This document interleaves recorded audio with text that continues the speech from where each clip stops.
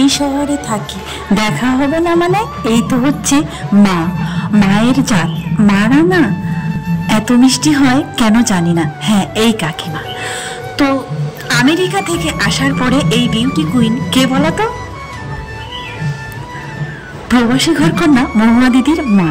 আমি যখন প্রথমে গিয়েছিলাম সেই ভিডিওটা তোমরা অনেকেই দেখেছিলে। শুভ সকাল আমার প্রিয় পরিবার। তো তোমরা সবাই কেমন আছো? আশা করি সবাই ভালো আছো, সুস্থ আছো, আমরাও ভালো আছি। তো যাই হোক, এখানে সকাল বিকাল হাঁটাহাঁটির আমার জন্য একটু সুবিধা হয়েছে। তো ঘুম থেকে উঠে একবার চলে এলাম ছাদে। ঘুম থেকে উঠে সোজাসুজি না ঝাড়ু দিয়েছি, ব্রাশ করেছি, এক গ্লাস জল খেয়েছি, তারপরে সোজা চলে এলাম ছাদে।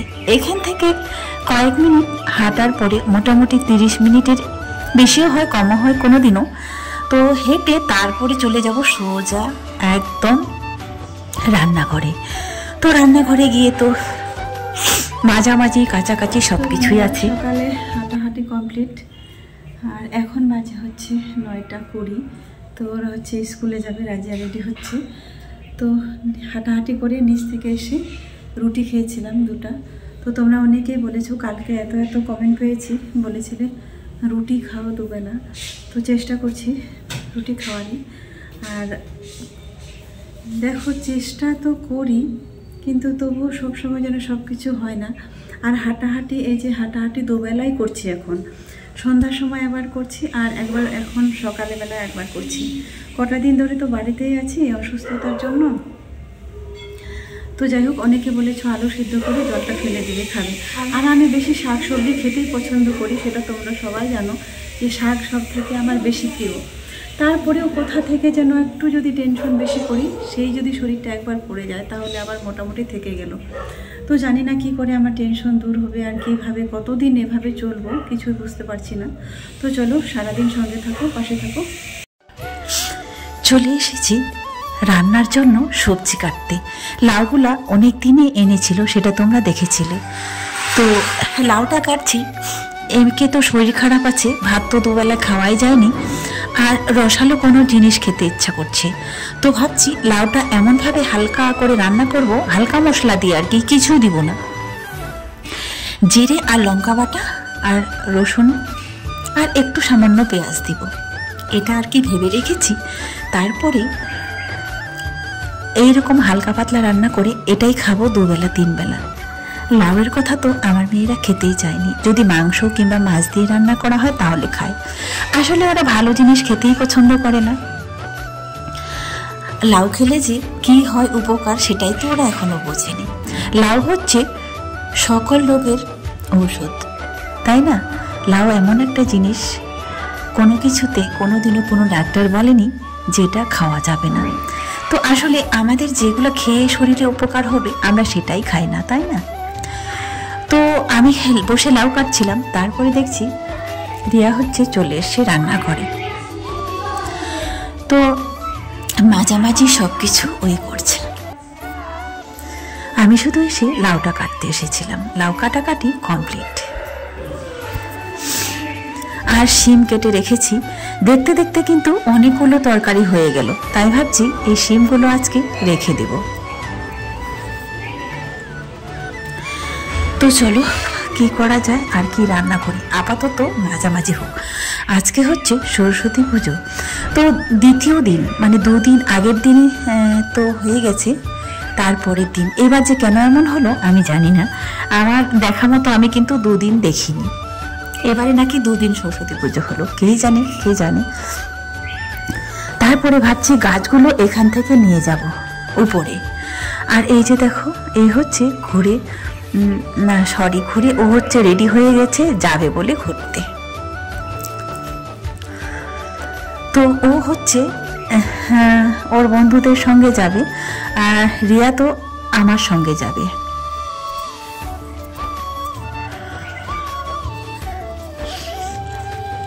ও আমাকে ছাড়া যাবে না, ও আমার সাথেই যাবে। তো যাই হোক, ওকে রেডি করে দিল রিয়া, রেডি করে দিয়ে ও কিন্তু বেরিয়ে গেল, চলে গেছে। এইবারে হচ্ছে আমি এসছি রান্না করতে, দুজনই, আমিও করব আর ও আমাকে হেল্প করছে আর কি। তো এই সাদা বেগুন দুইটা আমি 7 টাকা দিয়ে কিনেছিলাম যবে এই বাড়িতে আমি আসি তার পরের দিনে। তো ভাবছি যেহেতু লাউ আছে আর শিম ভাজি আছে, তো এটা রান্না না করে এটা হচ্ছে সেদ্ধ করে একটা চাটনি করব। একটা লাউ কেটে কিন্তু অনেকটা হয়ে গেছে, আবার রান্না করার পরে আবার অল্প হয়ে যাবে। হচ্ছে সকালে একবার গিয়েছিল ঘুরতে, তো তাড়াতাড়ি করে চলে এসেছিল আমার জন্য। আমার শরীর খারাপ, আমি একা আছি, তো এখন হচ্ছে ওকে নিয়ে যাব একটু কলেজ মাঠে। বেশি দূরে যাব না, ও যেহেতু ঘুরতে পারেনি আমার জন্য চলে এসেছিলো, তো ওকে কলেজ মাঠে নিয়ে যাবো, ওখান থেকে ঘুরিয়ে নিয়ে আসবো। আর আমার একটু দরকারও আছে, তো ওই দরকারে একটু যাব। তো আমি যেহেতু ওখানে যাচ্ছি, তো বলছে যে মা তাহলে আমিও যাব, ঘুরে চলে আসবো তোমার সঙ্গে। তো চলো দেখি। আর ও আজকে একটা শাড়ি পরেছে, তোমাদেরকে দেখাচ্ছি।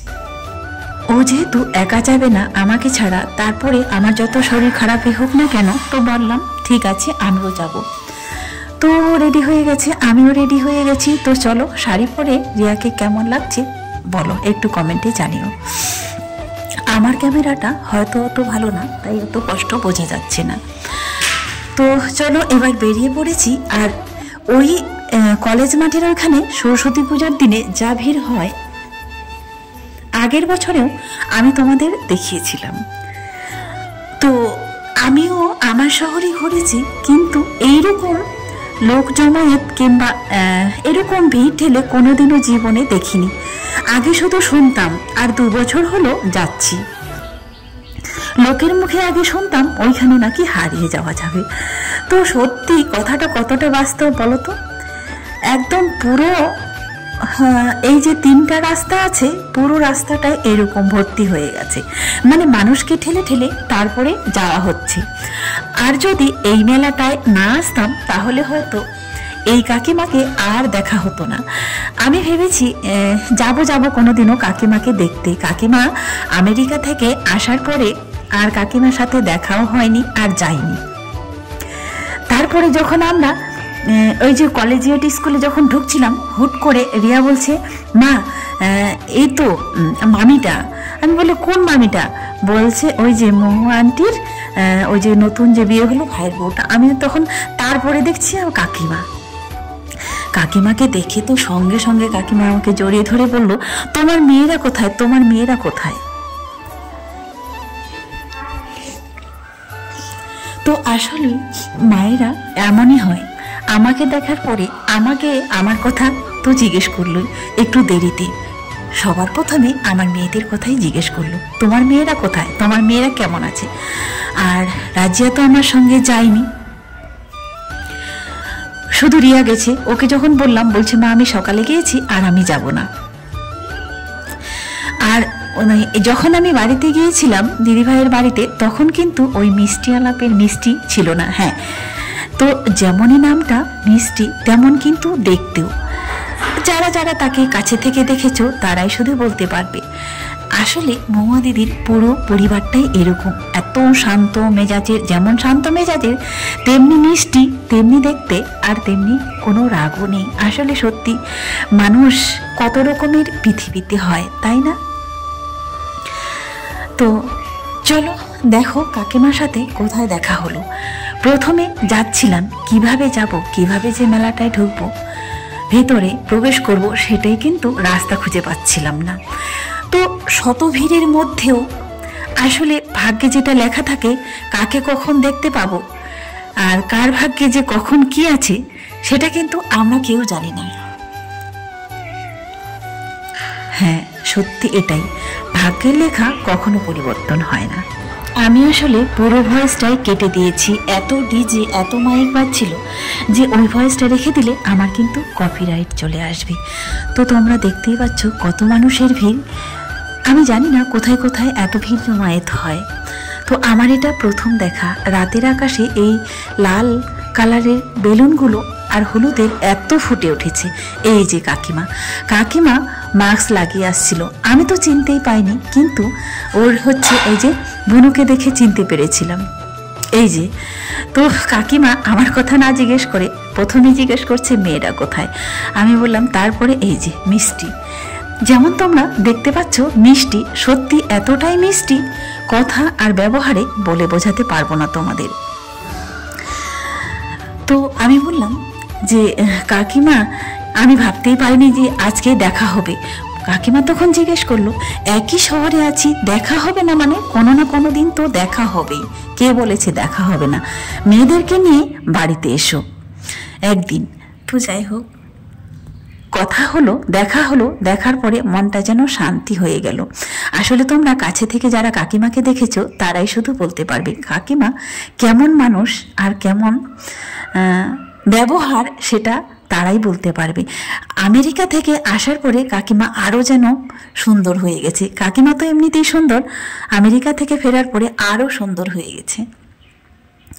আসলে মনে হয় 6 মাসে থেকেছিল কাকিমা। যাই হোক, অতটা আমার মনে নেই, তবে রোজ ভিডিওগুলো দেখতাম। তারপরে দিদির কথা জিজ্ঞেস করলাম, বলছি তারা ভালো আছে। আসার কথা জিজ্ঞেস করলাম, তারা বলছে হ্যাঁ, আর তো 1 বছর পরে আসতে পারবে না, তাই না? তো চলো এবার মেলায় ঘুরে নিই। এইখান থেকে যখন আমি স্কুলের ভেতরটায় ঢুকেছিলাম তখন কিন্তু বের হওয়াটা খুব মুশকিল হয়ে গেছিল।